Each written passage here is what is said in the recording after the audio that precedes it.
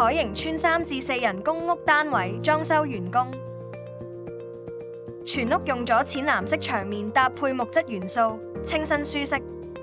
訂製特大獅字櫃提供咗充足嘅收納空間。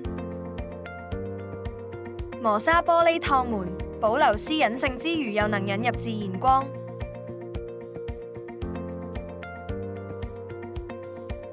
房間貫徹全屋設計風格，自然溫暖。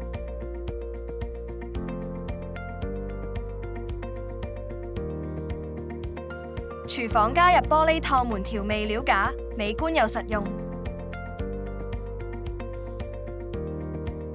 廁所嘅特大鏡櫃增加收納空間。想睇到更多裝修案例就快啲 follow 我哋啦！我哋仲提供免費上門度尺報價設計畫圖，歡迎致電查詢。